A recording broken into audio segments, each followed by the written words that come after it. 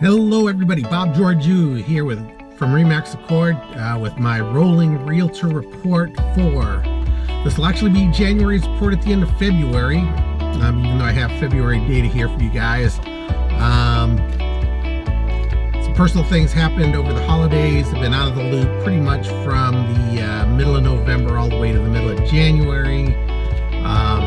Been spending the last 6 weeks just kind of getting to 100% and back in action. So I'm going to get you caught up on the fourth quarter and the absence videos there, and then we will move on to the neighborhoods and let you know what's going on there. So hold on to your hats. It's going to be a roller coaster. Enjoy the ride. Thanks for tuning in. Roll the intro.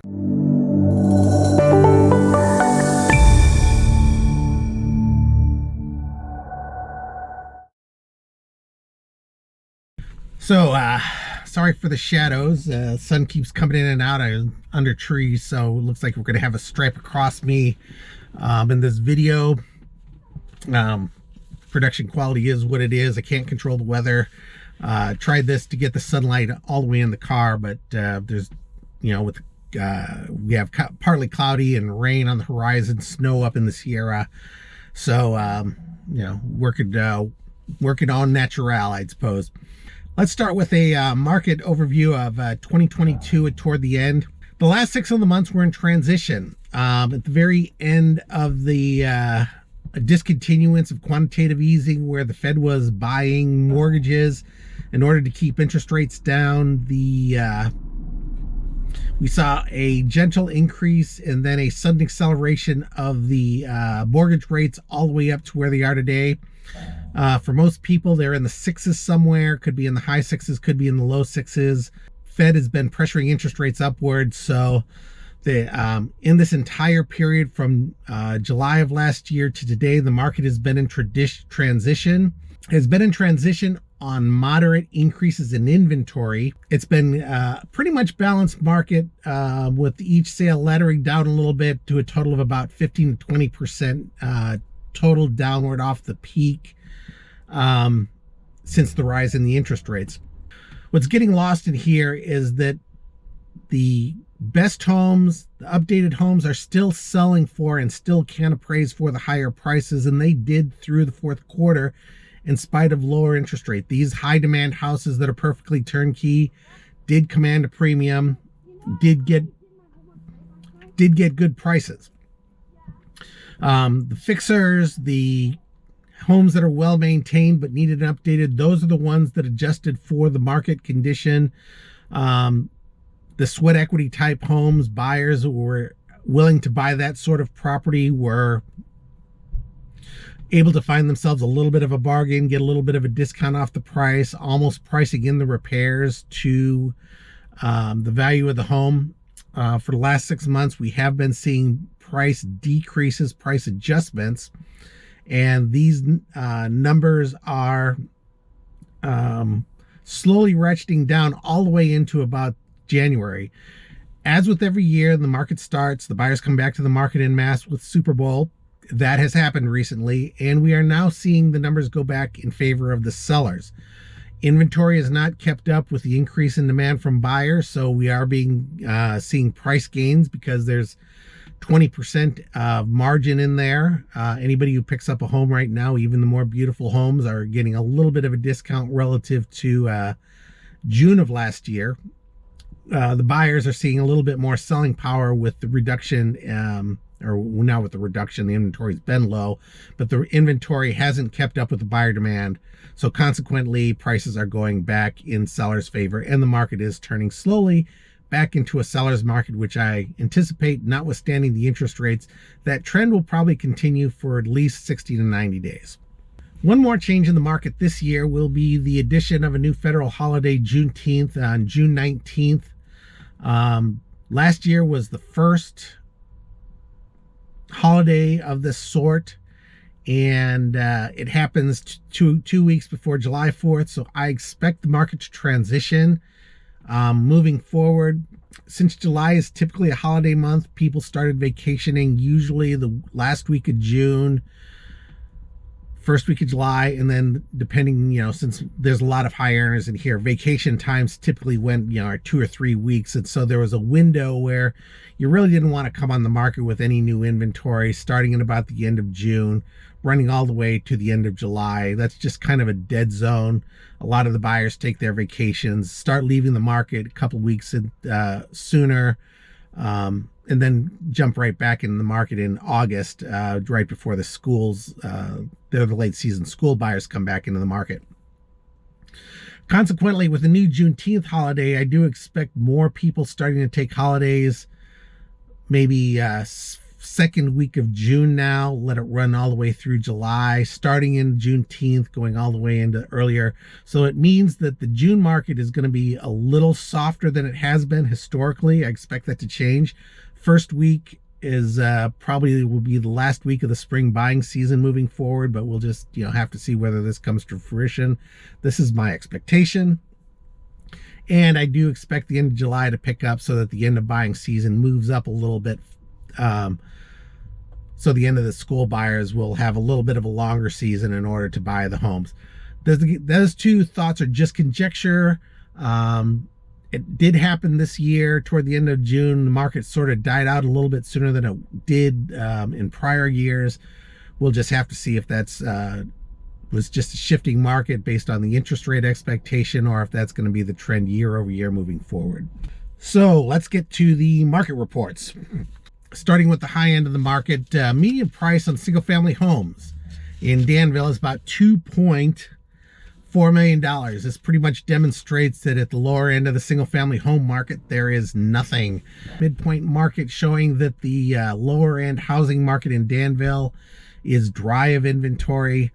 Obviously the higher end market moves a lot slower with fewer buyers in that price point. A lot of city buyers coming out here, a lot of relocation buyers still buying up those properties. But the market seemed to have increased about, in market strength, about 20% based on the numbers. What they call a market action index, which starts at, last month it was 43, and then this month in February it's a 51. And then the units of inventory has decreased from whatever it was to 31, and 31 units for Danville is extremely low, sort of showing that the buyers have started picking up what inventory is out there in their price point. Market action has been moving higher.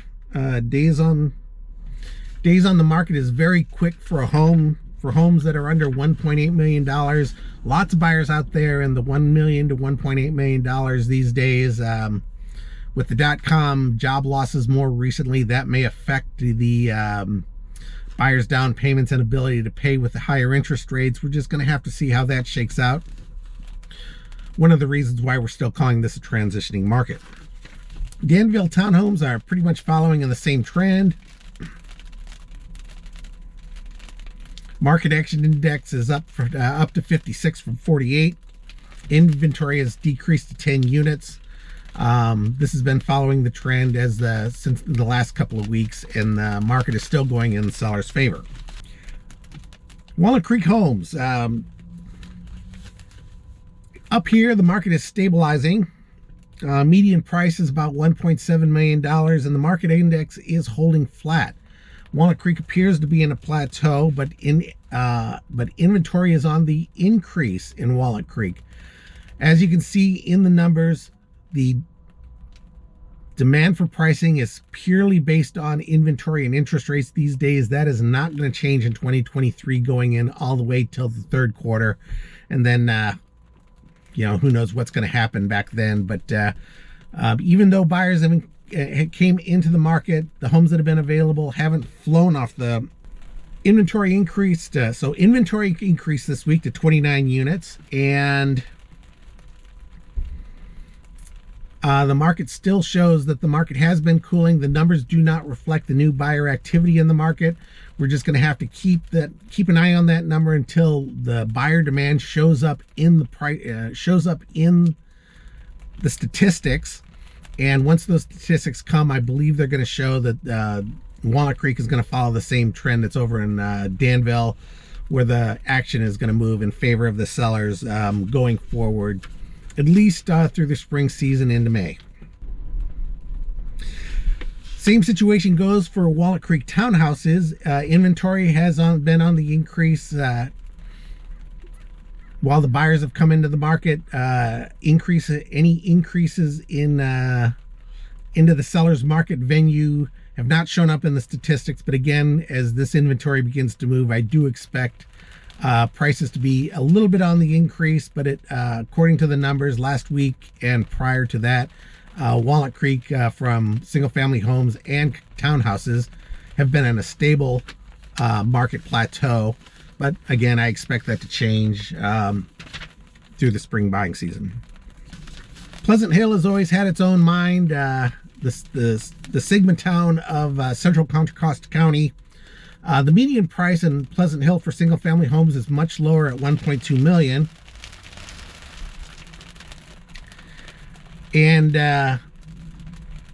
market action has spiked significantly. There's been a trend in this market. City dwellers will not go past 680. So as they come further and further down Highway 4, they typically stop in Pleasant Hill and Lafayette and settle in. The perception is that going on beyond 680 is too much suburbia for relocating urban dwellers. And so it's not surprising that the Pleasant Hill market activity even is outstripping Danville, mostly because of the lower price point. Homes in most prices are moving quickly, even though the bottom end of the Pleasant Hill price point is slightly longer than Danville and Walnut Creek. This probably has to do with the fact that there are much more one-bedroom single-family homes or one-bathroom single-family homes in Pleasant Hill.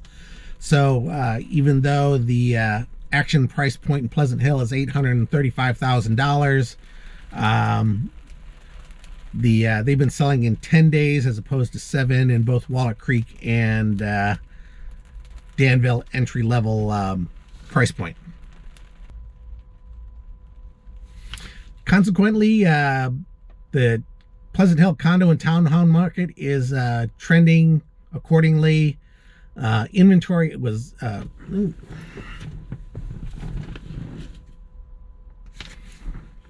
inventory was on the increase in Pleasant Hill single-family homes up to 14 units. Conversely, Pleasant Hill townhouses and condos were on the decrease, and it's not showing up in the numbers as dramatically as the single-family home numbers, but it is beginning to show more of a seller's market. And because the condo entry-level price point is lower in Pleasant Hill, here the entry level is in the $300,000 price point. We are seeing interest rates begin to affect the number of buyers in these price points, and the cash commitment required to get loans has been on the increase. So consequently, these homes are beginning to, these townhouses and condos are beginning to sell a little bit slowly in spite of a still increasing seller's market trend. This is part of the transition moving forward into 2023. We're just going to have to keep an eye on this. But at the moment, it is trending toward seller's market in spite of the median price point falling a little bit. And lastly, but not least, Concord single-family homes. Median price there has been $835,000, and this has been on the decrease as the inventory has shifted in Walnut Creek, Pleasant Hill, and Martinez, which I don't do reports for. The buyers from Concord have been moving closer and closer to the urban areas. More recently, after the Super Bowl, the annual trend has continued this year, with the home prices accelerating, starting with the Super Bowl. Buyer demand is outstripping the supply, both in single-family homes and townhouses. And again, the condo market in Pleasant Hill is the lowest in the area, so the activity has been brisk. And it's certainly a seller's market in the condo arena, and that trend will probably continue into the middle of the year as well. And looks like action is picking up more slowly in Concord, but I do expect it to be a little bit more balanced than all the other surrounding markets because of the the fact that Concord is a little bit more urbanized than Pleasant Hill and Danville. Probably going to muddle along with Walnut Creek, which I mentioned earlier was not so quick to respond, with the price point being basically holding firm with the inventory and no increases in pricing moving forward. So that's it for our market report. I appreciate you taking the time out. That was a lot of report for one sitting. Sorry it took so long to get another video out. We'll get back to our 3 to 4 week trend here moving forward, and I appreciate you taking the time to move. Thank you for taking the time to watch this video. Again, my name is Bob Georgiou with Remax Accord. You can contact me at the information below. If you have any questions about your house or the real estate market, feel free to contact me directly, or more directly with text or an email. Appreciate you taking the time out. Like, share, subscribe, tell a friend, and I will see you in escrow. Thanks again for watching. We'll see you next time.